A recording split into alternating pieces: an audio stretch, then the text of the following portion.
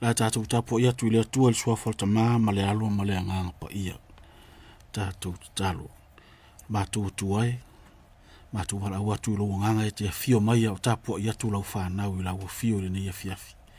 Whamanuia le tapo inga alo utunu. Ia mātou longona ina lo nganga pa ia. Ia mātou longona ina lo feta lai mo i mātou. Ia i ume livi inga o lau fio. Ono Yesu ki riso lo mātou ori. Amen. Tātou vi atu le atua i lona vi inga.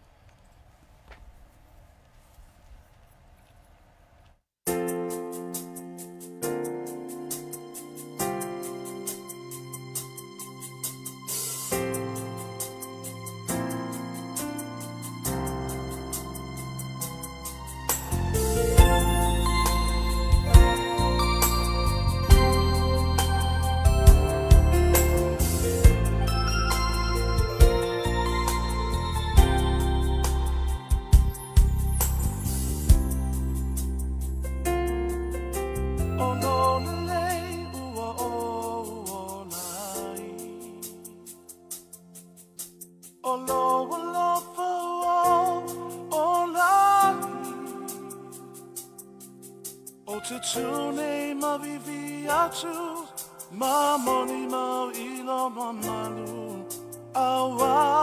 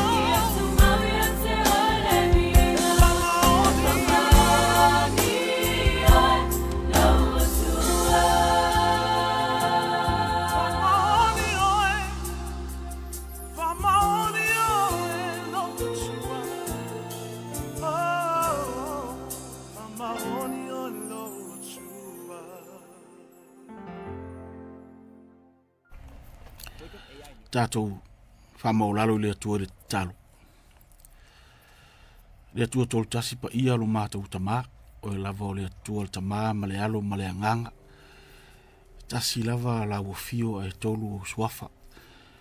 O e lava o le atua o talitonu i aile au kirisiano i le alo langi atoa. O le atua na e whaia i mātou. Na i o mātou whaai loa lo ma malu ma lo vi inga. Na i o mātou tau lo pa ia o lo swafa ma vatu ia te oile vi inga te tau wai. I le o nei a fiafi utapo i atu lo watunu. Mātou si tia le vi inga o la wafio i lo lava alofa tu noa. Ma uwa venga. Au whaamanu yanga me siri te whaia pia ilo mātou wola i le aso ma le aso. Mātou te whaamanu ina la wafio ma si tia lo swafa. O e lava o le pa ia o Sara Elu. O le atua o mātou ta mak. O le atua o le laro langi atoa. O le atua mai le vavau yo o le whaavavau. Le atua mai le amatanga yo o le ngata anga. O le alefa ma le o meka. O le mua ma le muri la wafio. O e lava na e whaia le langi ma le laro langi ma me lava o lo o iai. O le atua o tali tonu iai le kale sia kirisiano le laro langi atoa. Mātou iai le neia fiafile li e to sau ninga le nei aso pa ia. Mātou whapa ia ina mō lau fio ina ia vatu ia te oilo vi inga. Ne vatu ia te oile whamanu ma le whaane tanga. Ina ia si tia le suafa mamalu o lau fio le atua pa ia. Le atua o le fio i mea umalava. Le atua le si la fia mea umalava. O le atua o le mawhaia mea umalava. O e lava o le atua mātou te whaatua tua iai. Mātou te wha moe iai. Wha lango iai mea umalava. Mātou whaafitai manatu i le tā ua o lo mafuta ina o tangata ma le larolangi atoa i le ngā lue ma le ngā o ioi o lo wanganga i le larolangi atoa. Wa umalava mea o lo tutupu o mea umalava o lo wha ngā o ioi i le mana o lau fio. O lau fio lava na e whaia i mātou. Te sila fia foi o mātou tangata. E te sila fia le larolangi mea umalava o lo tutupu ai. Wai o lau fio mea uma. Ilo nei yaso mātou vi atu i lau fio ma le nganga whaafitai. Mātou whaafitai alo o lofa tū noa. Mātou whaafitai alau whaaratanga na e riu tinu tangata ai. E ala ili a fio mai o Yesu ke riso le larolangi. Le na ofa mailo na soi fua ina ia tongi ola ina le larolangi anga sala. O fo i atu i lau fio e le whaatua tua ma le sala mō ia te oelo mātou ori. Mātou vi ia oe ona wau whaamanu yanga awala ese moro mātou wola ia so umalava. Me umaro o mātou moa e tausi ai o mātou tino, o mātou tangata, ma mātou a inga, ia so umalava. Me ai mawai inu, tupe malava lava, o whale o mātou no nofo ai, ta vale o mātou whewa ai o ngā ruenga o whai ngā ruenga ai o tangata, o a onga a onga ai whanau, me umalava o tāpena ina masau nia le lei mōrevi inga o lau fio, mo le nofo le lei, mo le ola fia o tangata i le laro rangi nei. Ia vi ia lau fio, haftai mo whai ngā mālo, pūlenga le lei o lo lato, wha le leia mea ua le nofo le lei, mo le nofo fia o tangata le li ie, mātou whaftai company ese o lo awala mai inisi o vaenga soani, le ngata le tama a inga o le atunu, ai whapea foi ia le tausia ina o tangata o lo nofo i le atunu. Mātou whaftai i vaenga ese o lo tautua ina le malo ma soani ai tangata lau tele le li ie, pei o fo mai ma whaia aonga, pei o leo ma le to tele o tangata o lo ngaru lue i wharenga o si mea. Ai meise o ngā ruenga mamtanga ruenga ese o kompani ese le li ie. O latu sao tā ua e le atina enga o le atu nuu. O latu sao fo i lea tautua ina o kale sia ma a inga. Ai meise o tautua ina o lo fina ngalo. Mātou whaafitai lau fio i mea umalava. Whaafitai i mea whale nā tūra o lo mātou mauai. Ia puna oa lo whaonga ina o tangata. E pei o le timu ma le la. E pei o atu maunga ma la au. Pei o le sami ma mea uma o iai. Manu fele lei ma manu feto lofi ma so se mea leli i. Mea umalava lo whaaria ili ma mana o lau fio. Pei lava upo o lau fio ngai tala me le langi lo ma maru siri ese. Whaaria fo i le vani mo nei mo ngā ruenga au. Whawhitai tere lava le atua, ia vi ia lava la wafio, whawhitai le ola mane malosi, lau mea lofa o le ola waia, wala mai le manava o le ea, mātou te whawhitai ai oi. Le ise ise mwhai ora wha umi ina so na ola, i se anga e tasi. Talainga le alo mātou ri o Yesu ke riso, mātou tari tonu e sao le li, a wa au noa ma la wafio, e le mwhai ora mātou wola au noa ma le ea, le mwhai ora mātou wola au noa ma le manava, pa ia na e moa nava i ponga isu o lulu i tangata na e whaia.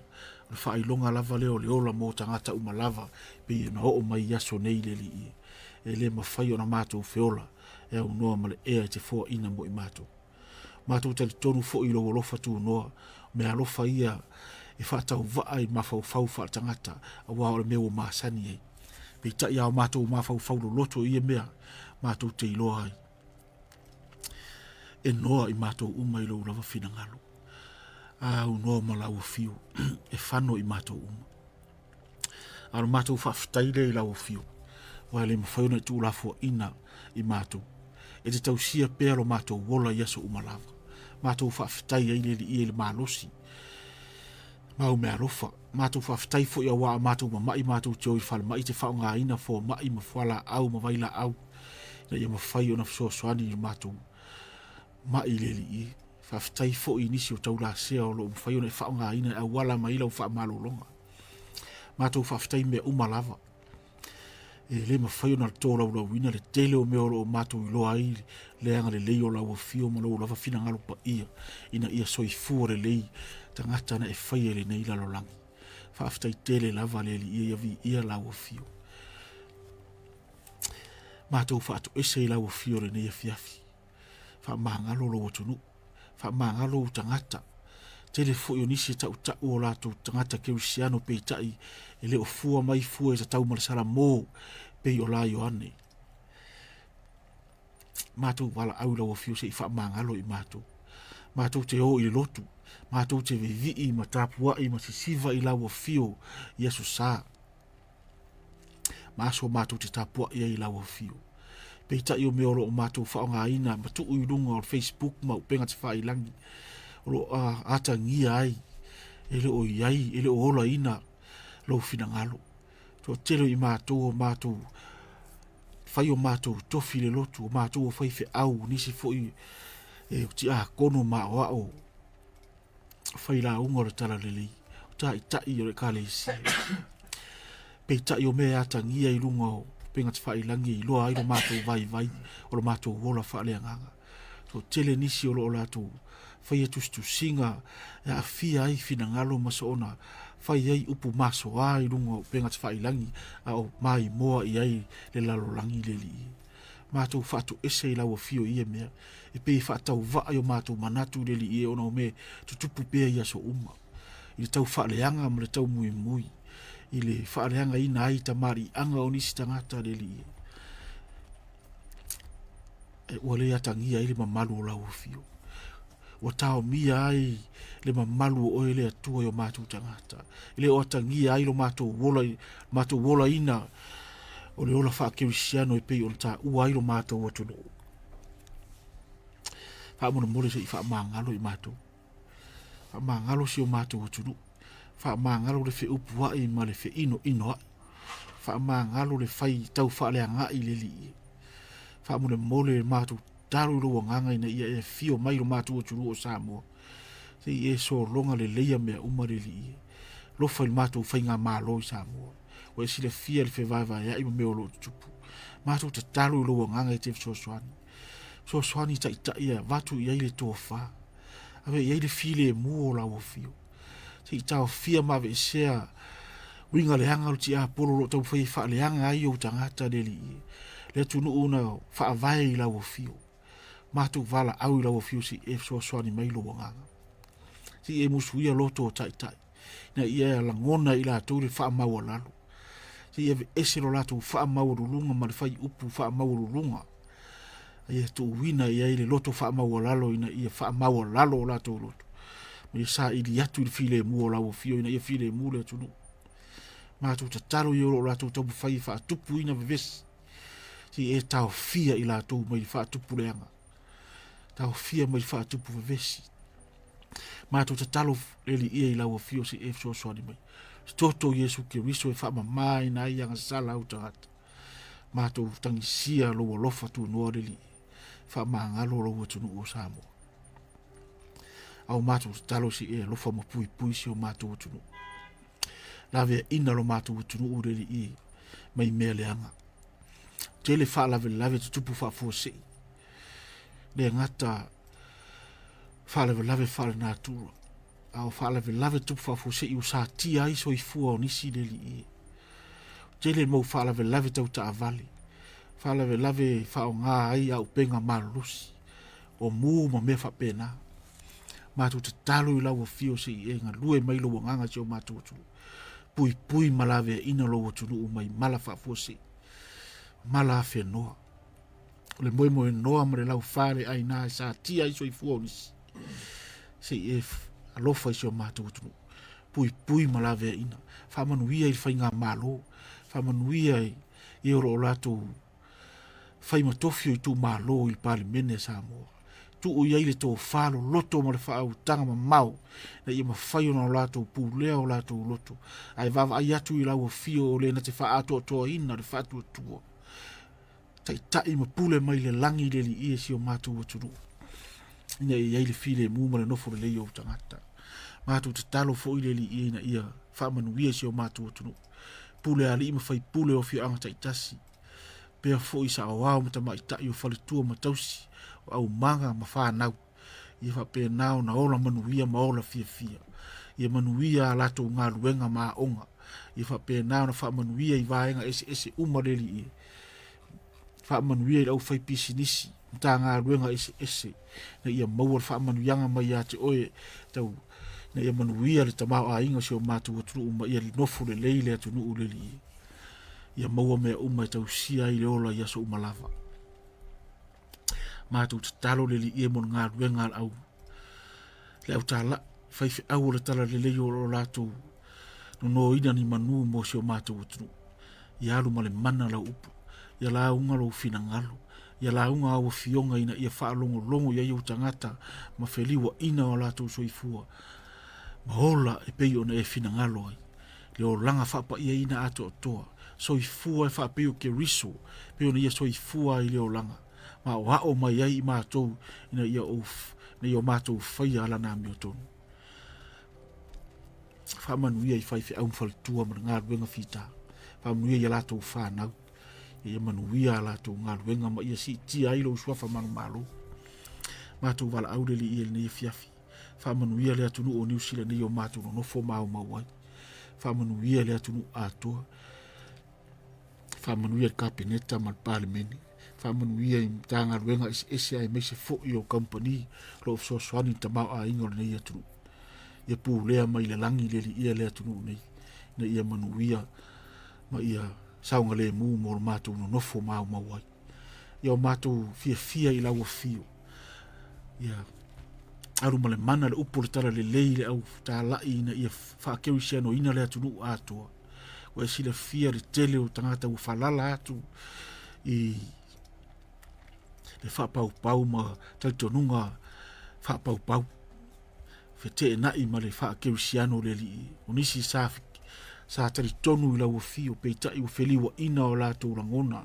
Alo mātou te talo le li. Toi whaafo I mai le a inga o le atua. E ala I ngā ruenga tālai. E ala I ngā ruenga ma te talo la au whai ngā ruenga. Ma la au keu siano o lātou mori mauina lau tala le leima lau ngaina lau upu le li. Whamanuia I ngā ruenga lau keu siano le lalo langi atua. Wa e sila fia meo tutupu le lalo langi le li I taua ma whewai inga. Mātou wala au na o lau o fio e mau ai le tali. Mātou te taro ngā ruenga lau tā lai le lalo langi atoa. Lau keu siano lo lātou lau ngaina lau upu. Ma tāla ina lo lava fina ngalo. Ina ia mana lau upu fola. Ia mana le tāla inga le li Pui malawe ina I lātou ma le sawa ina. Mātou te taro le li Ia iai lau o fio. Tuksa lava pe sawa ina ia loto te tele mwha. Mausari ina lo lātou tektonunga ia mau waa lo lātou mori mau ia Yesu Keriso ia o le whaoratanga. E ola ai le lalolangi o e whaatua ia te ia. Mātou te talo le li soa soani mai lo wanganga isi o mātou utunu. so swani mai le ngā ruenga au Kirisiano le larolangi atoa. E o ina sawa aina a olo iai la ua fio te marutia ro lato wola. Pui pui malave ina mai i sa wanga le li. Whamanuia le ala leo ma bato whaonga aina au wala to ilo fina ngalo mo lo tunu u ne fiafi. Ia iai e mana o la ua fio.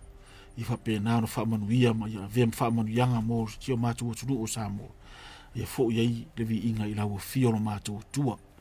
Ia lo matu te talo le li i. Ang le mai oia o matu whalongo longo i lo feta laimo i matu. Ia o matu langona ina lau a fionga. Ia o matu whaia e tusa o lo lava fina ngalo. Matu te talo le ala ia Yesu ke riso lo matu li whaola wole mwala au tuai. Amen. Tātou whalongo longo sina upu mere fionga pa ia le tua. Tus fai tau mo tātou o mau mai lea i le whenga inga fau. Evangelia Yesu ke riso tu siam wha mau mauina Luka. A lona mta upu e 5. Rea au fai tau ina le fai mua e wha ngata mai i le sifuru maltasi. Evangelia Luka mta upu e 5 fai mua e wha ngata i le sifuru maltasi. Wha fonga au te whai tau ina. Ua oa o Yesu mai lunga le va au Peteru. Ua fionga pa ia le atua. Ua tu o ia ili au vai o le vai o Kensareta. Ua fetu leni mai fo ile motu o tangata ia te ia e whaanongo longo ile fionga le atua. Ona sila fia le e ia vaa e lua o tala nai ile au vai. A ua o ese ai le au faiva. Ua taa o lato upenga. Ona mariu wa elea o ia ile tasi vaa. Le vaa leo Simona. O whaatonga atu ia te ia i whaa i titi atu le vaa na ile au vai. Ona nofo leo o ia ilalo. Ma o atu mai le vaa ile motu o tangata. Wa umala na launga, ona whetarai atu leo o ia ia Simona. Ina atu utu atu ia ile loloto, ma tu uifo ai o tau upenga e maua aini ia. Wa tali mai Simona ia te ia. Leli ie, wa atore po uti ngā ina ai i mātou, ele eidi mea wa maua. A ona o lau whetalainga o te tu uifo ai le upenga. Wa uma ona lato whaia o lea mea, ona lato si o mia leo le au ia tele lava, ua maasae ai lo lato upenga. O lato ngeno atu o lato o ile isi waa, e o mai e fisosoani ia te i lato. Ona lato o mai lea, o whaatumu i lato waa uma e lua, ua tali ngoto ai. Wa iloa Simona Peteru, ona whaapa ule o ia, i turi vai o Yesu, ua whaapea mai, leli ie. Ina mariu ese atu ia oe ia te awa o tangata ngasala. Awa ofo o ia a toa ma ilato umasa ia te ia. Awa ore au wia o lato maua. Ufa apea fo i ia kopo ma Yohani. O atari i o sepetaio. O ilato o faiva faatasi ma Simona. Ona fetalai atu leo Yesu ia Simona. Awa te fefe. E a mata i nei o na pōna e maua tangata. Ua tuta o lato waa. Na lato tu wailea o bea uma. Ai muri atu ia te ia. Tau lava ina ia wha maa malama mai ele nganga o lea tua. Wha manuia mai tātou whai tau wha longo ila na fionga po ia. Tu maupea ia te ia lona vi inga nei o le wha vau lava. Whaalongo ia Yesu. Whaalongo ia Yesu. Ole tele ia o tangata tātou te whaalongo longo ia i nei aso pia tātou fia whaalongo longo. Taluai ona ole tele o penga te whailangi i mea ese olo iai.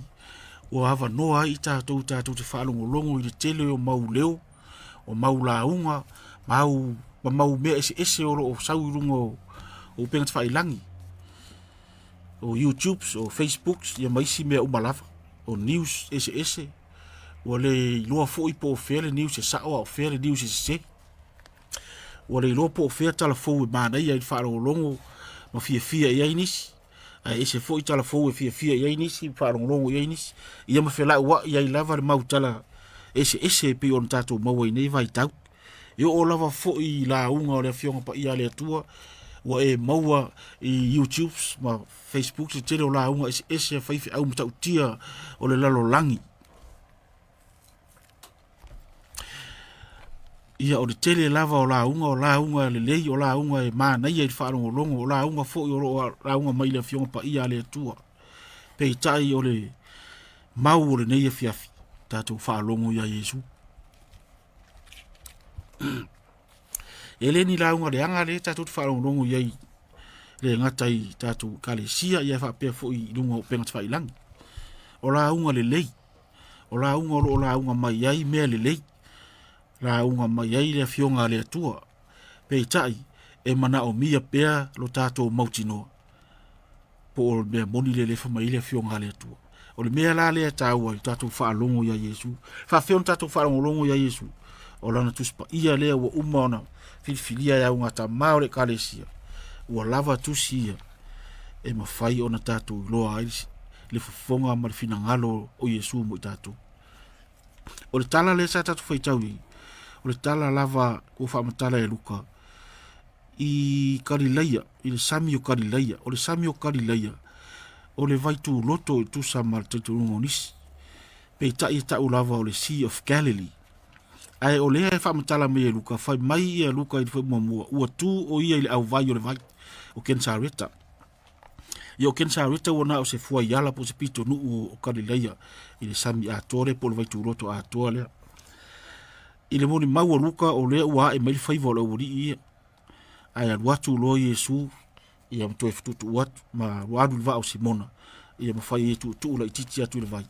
Ia e whai lola na launga. Nofo i lalo mawhai la na launga. O le nofo i lalo Yesu. O le culture lea po o leanga nuu lea ia vai tau. O rapi e no nofo i nofo. A o tangata wha alongo longo i tutu. I o lea lai manuia tatu tangata lotu i aso nei. A wa o lai no nofo. A e tūr whaifi au. Lai no nofo i nofo a e tūr whaifi au. Ia a umi la lotu i aso nei. Ia ona whaitai leo tangata maua umi lotu. Umi launga. Umi lotu. A e taunu whaftai o lai no nofo i lalo. A o aso i e tutu tangata.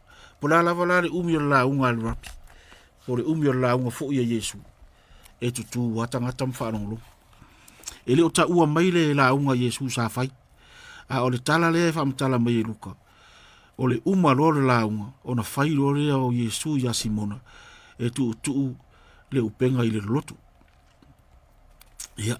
Tele nisi o maasani e tala le nei. Ai fo ringa mai le tani e Peteru. O iai se mea ilo na loto. O te manatu o iloa e Peteru. O Yesu e le stangata whangota. O wai le ita ua mai lawa se whaiva o Yesu vanganare.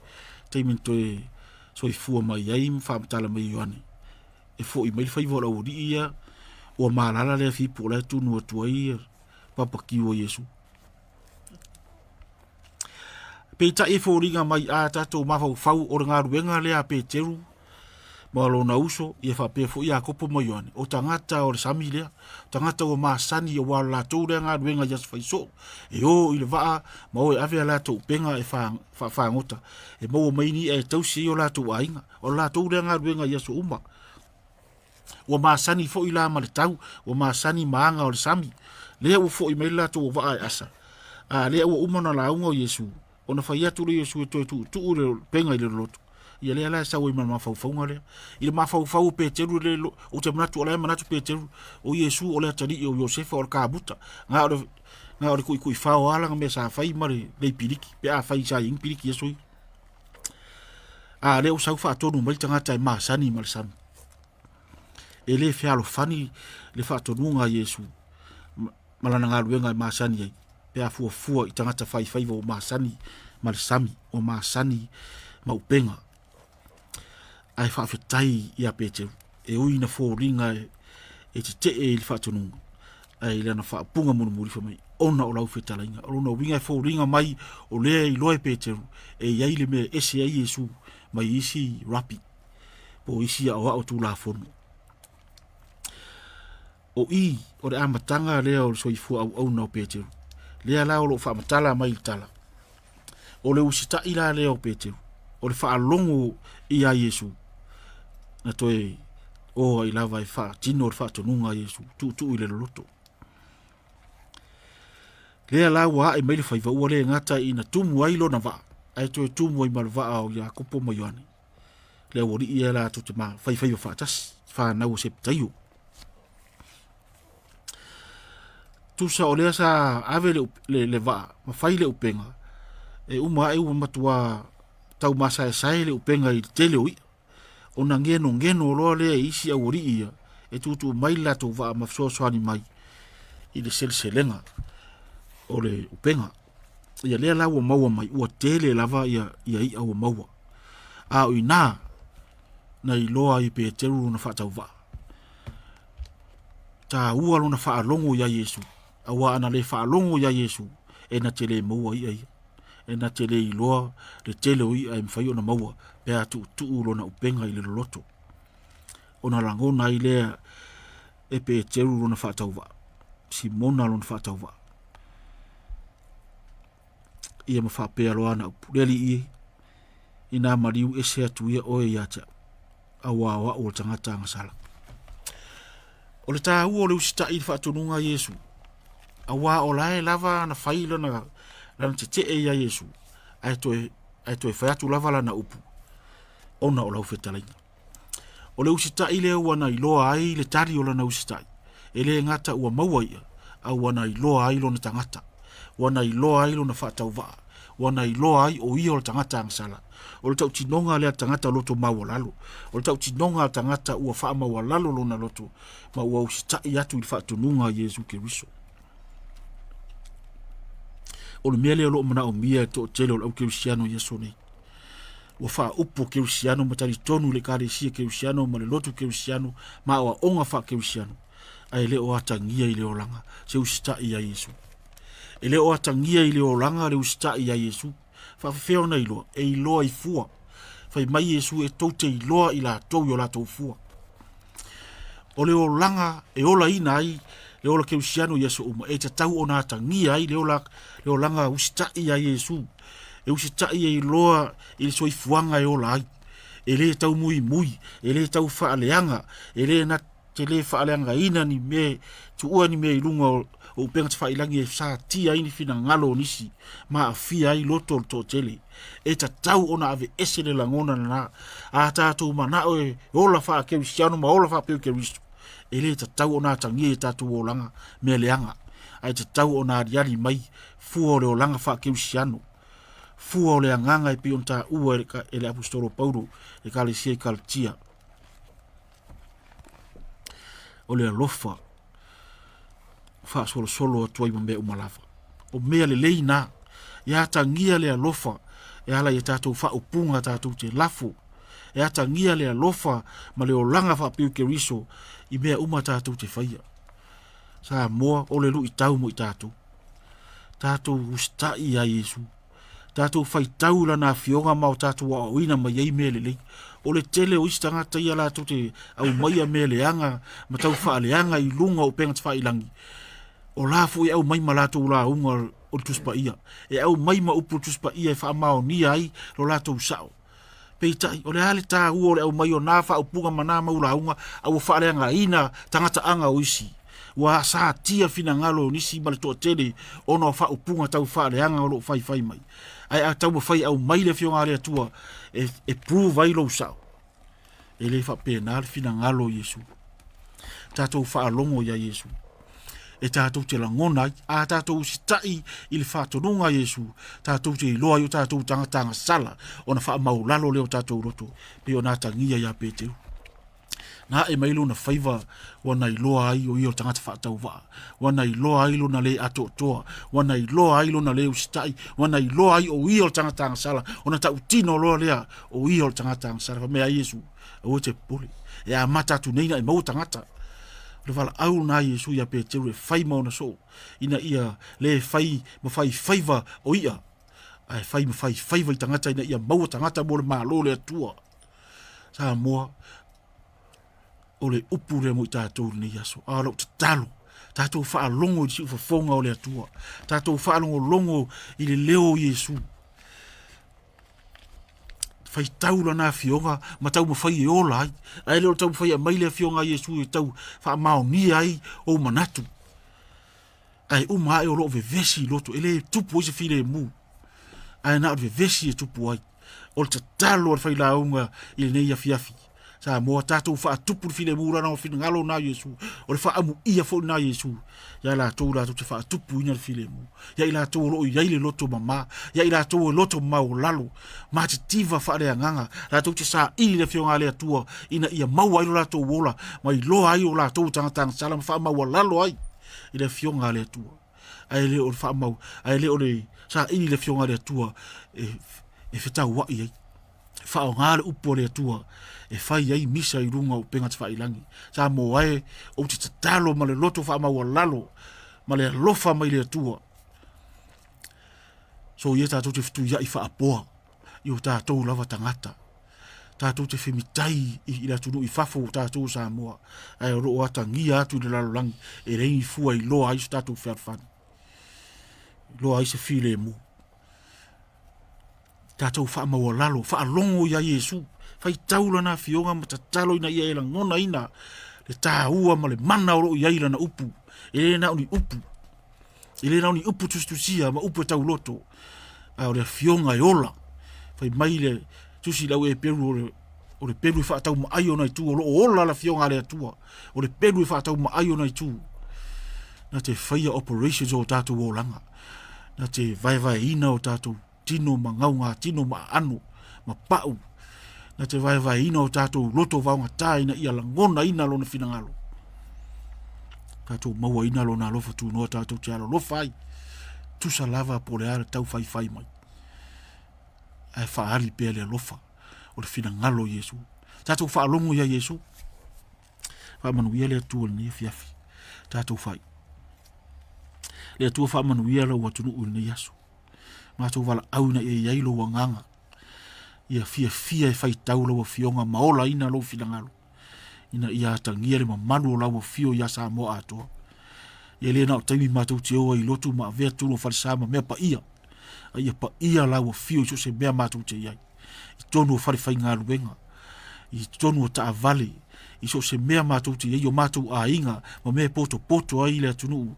Eo o lava i māketi ma whale o loa i atangia ai o i mātou tangata o lo ola ina lau finangalo. Mātou whaalongo longo whaare anganga leo wheta lai o mātou loto. Maua wina i mātou ina o mātou wola whaapeo ke riso wa o lou lava lea fina ngalo mo le lalo langi ato. Ina ia ola whaapa ia ina o tangata o e uta ua i lou ingoa. Ma vai ese mai le lalo langi ma ona tu ina naunga ma mea leanga o lo tutupu ai. Ai sa ngai iane mo lou fina ngalo ina ia vi ia lou swafa manu malo. Mātou te talo le leli i. Whaamanu ia lo watu nuu nei vai asu. Angale lei mai oina ia taita ina pealo mātou wola i lo lava fina ngalo leli i. Ia mātou wola whaapeu ki riso. Mātou te talo lea ono Yesu. Tu mamai moi mātou lo lofa tu noa le tua o tama. File mua Yesu ki riso lo walo. Mafutaina i mātou lo wanganga pa ia nei masa umalava ia o li wha vau lava. Amen. Hallelujah.